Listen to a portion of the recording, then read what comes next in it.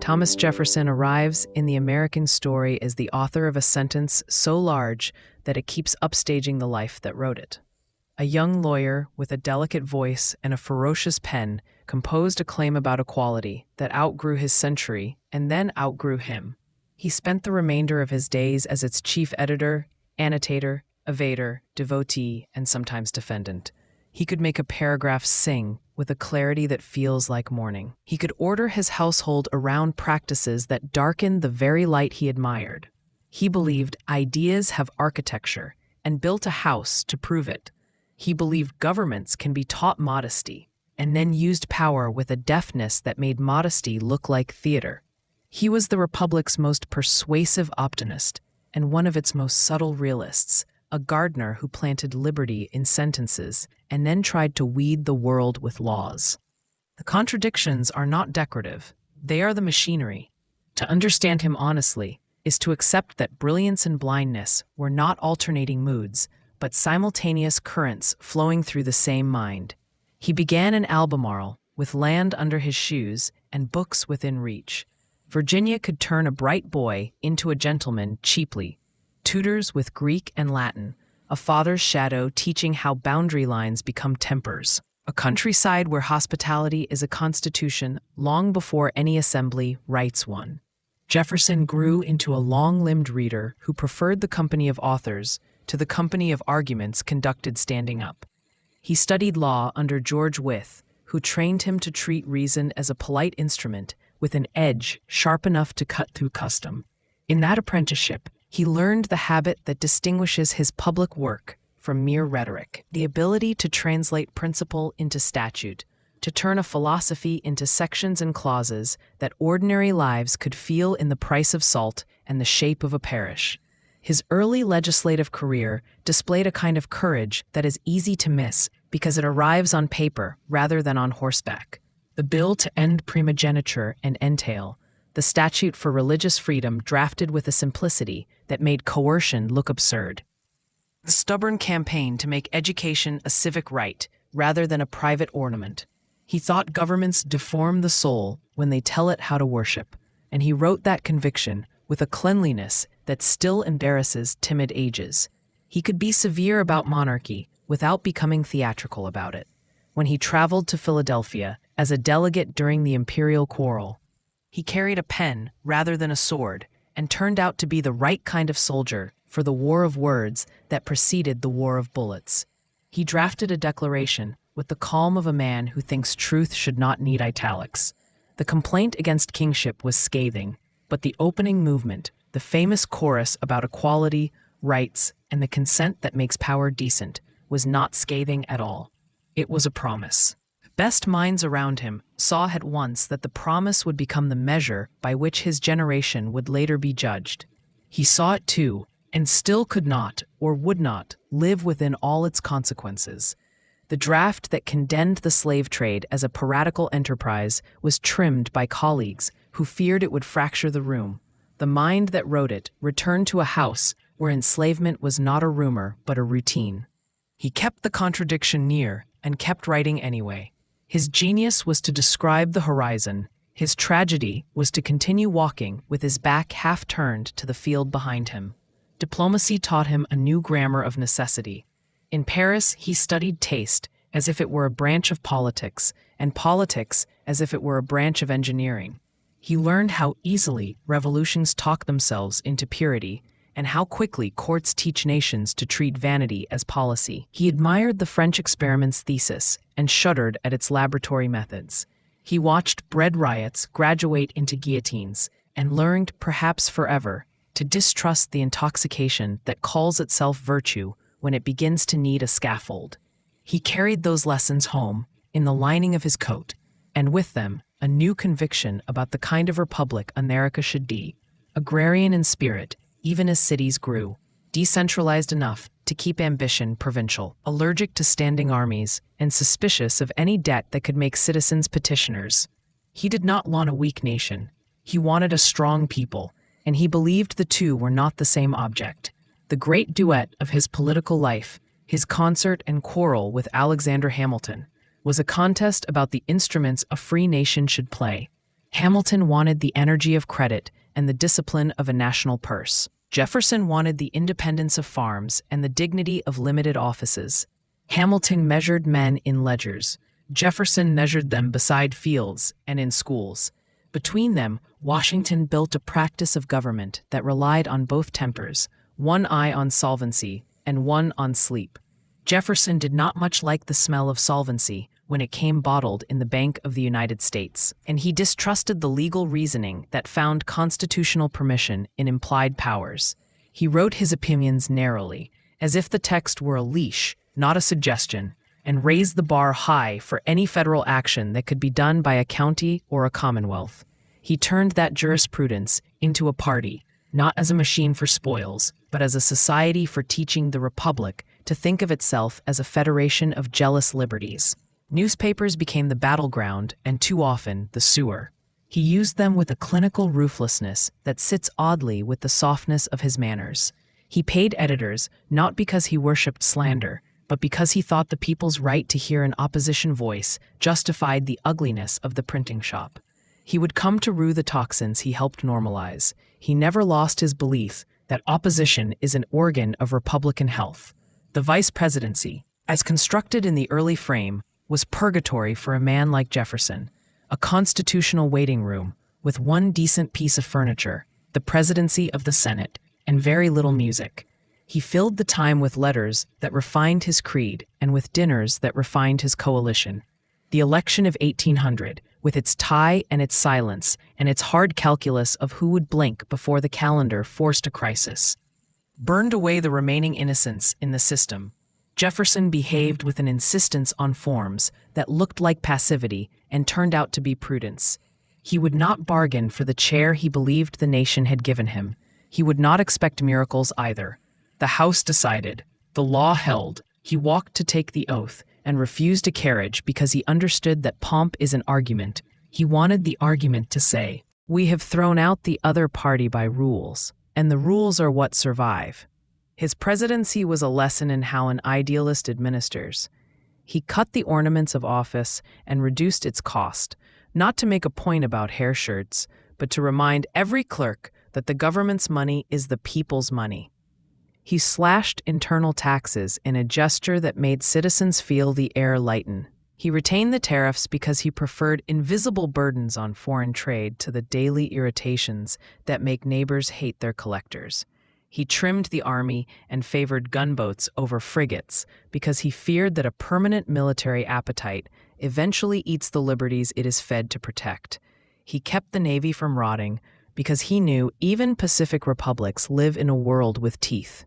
He sent a letter farther than any American letter had traveled with Lewis and Clark, equipping them not only with orders, but with questions that made discovery an act of science. He wanted the West to be napped in botany as well as in miles, so that expansion could feel like an education and not merely an appetite. He knew better than to confuse a map with a conscience. He proceeded anyway, because nations, like men, keep their ethics by inches and lose them by miles. A Louisiana Purchase reveals Jefferson at his most practical and most paradoxical. He had read the Constitution like a careful craftsman. He now read geopolitics like a gambler who knows a once-in-a-century pot when he sees it. French power at the Mississippi threatened the continental future more fundamentally than any legal scruple. Napoleon's need for cash and disinterest in an American empire opened a door. Jefferson walked through. He fretted about the absence of explicit constitutional permission. He drafted an amendment to sanctify the act. The window narrowed. He signed the treaty and sent the price. He would later explain the anxiety away with the argument from necessity. He would not be wrong, and he would not be entirely at peace with himself. This is the measure of his statesmanship and its clause of self-indictment. He could bend the document he loved to keep the experiment alive.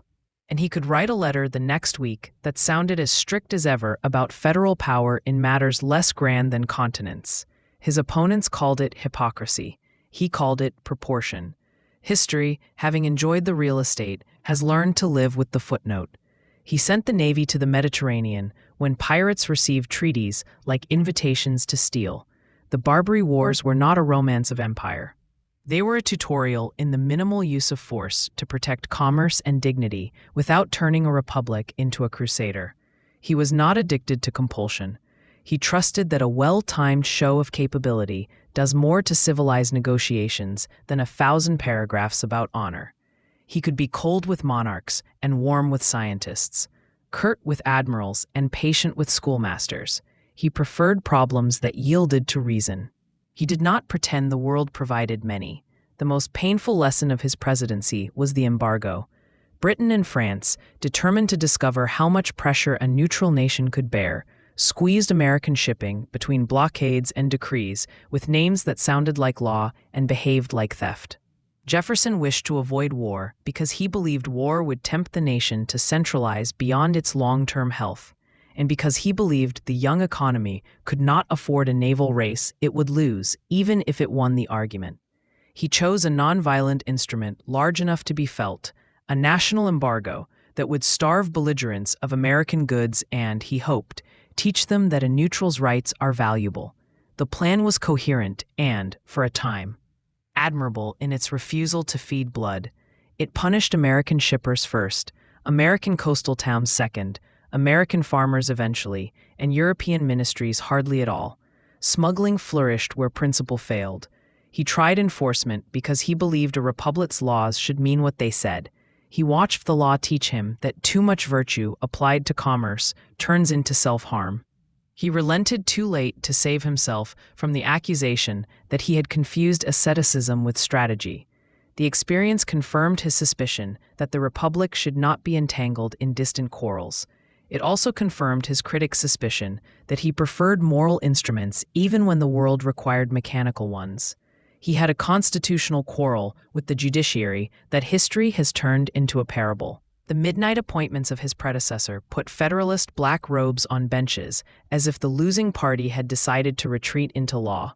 Jefferson did not object to judges. He objected to kings in gowns. He supported the repeal of the new circuit courts and the impeachment of a justice whose partisanship made the robe look like a disguise. He learned the cost of confusing intemperate behavior with impeachable offense when the Senate declined to make removal into revenge.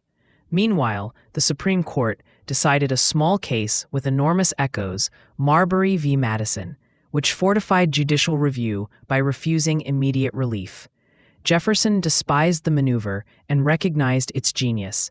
He said as much in private, continued to govern as if the court were a co-equal rather than a rival, and eventually made his peace with the reality that a written constitution will ask for an umpire. He never stopped believing that the best umpire is still accountable to the people and that secrecy is monarchy by other means. He brought the nation closer to its secular promise by refusing to treat piety as policy. He read scripture with respect and did not mistake it for a statute book. He protected churches by keeping the state out of their pulpits and protected the public by keeping pulpits out of the statute book. His letters about a wall of separation were not expressions of hostility, they were expressions of architecture. He wanted liberty of conscience to be a load-bearing wall, not a window charming in fine weather and useless in a storm.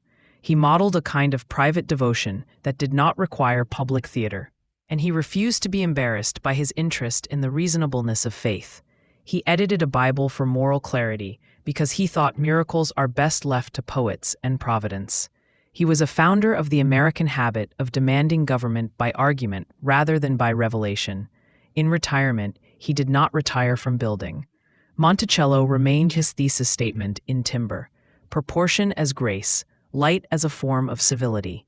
Rooms that teach the body to move softly in the presence of ideas. He sold his library to seed the nations after a British fire turned Congress's books to ash. He treated the transfer as a public good rather than as a sacrifice, then nissed his books with a tenderness for which there is no adequate politics.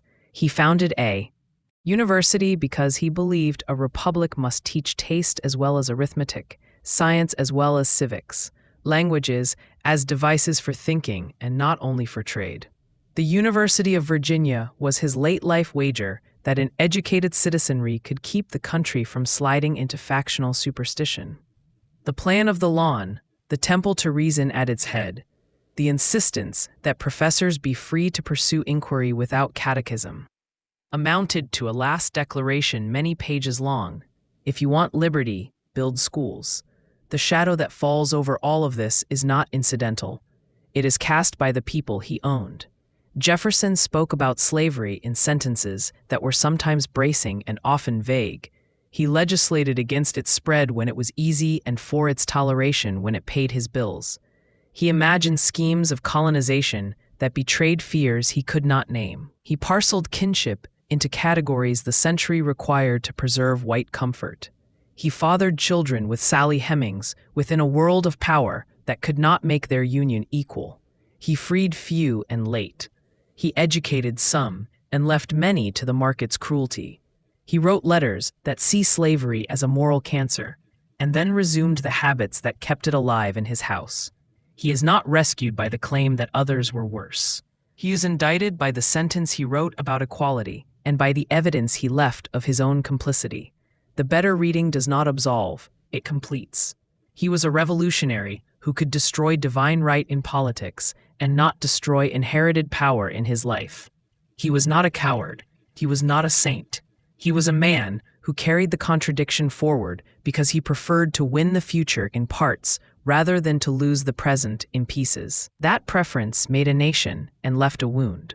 On questions of native nations, he combined genuine curiosity with a paternalism that proved fatal. He collected vocabularies and fossils and trusted that commerce could teach peace.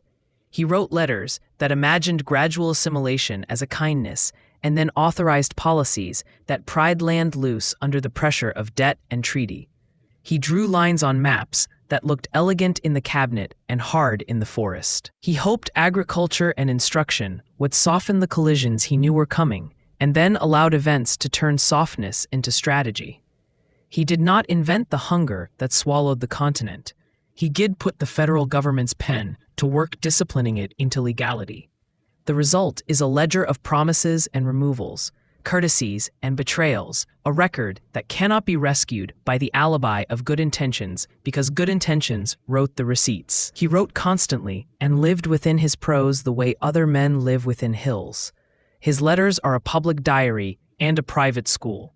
Instructions to nieces about reading, affectionate quarrels with Madison, high-spirited architecture critiques, patient explanations to inquisitive strangers, and late in life, the correspondence with John Adams that reads like an old duet warming the room after a long frost. In those pages, Jefferson is least false and most charming. Charitable about old battles even when he cannot fully forgive, eager about science as if it were a fresh wind, buoyant about the Republic's chances, even as his own finances failed. He was, in age, the country's kindest schoolmaster and its most elegant rationalist.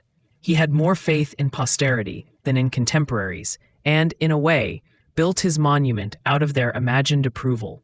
He died on the day his words turned 50, and the coincidence has been made to do work it does not need to do. The truth is quieter. He died as a man who had arranged his house to teach a lesson and arranged his sentences to survive him. The Republic he helped design has been arguing with his doctrines and his evasions since the first minute of the first hour. We quote him to hold ourselves to account and to excuse ourselves. We inherit his library without inheriting his debts. We live in a geography made possible by his boldest purchase, and we inherit the sorrow of the lives that purchase eventually displaced. It is possible to admire the sentence he wrote and accuse the life that did not keep it. It is also necessary, if we want to be a serious people, to trace how a mind can prepare a world for a better justice than its author can himself fully bear. To measure his presidency only by its tallest monuments misses the fabric he wove into the office.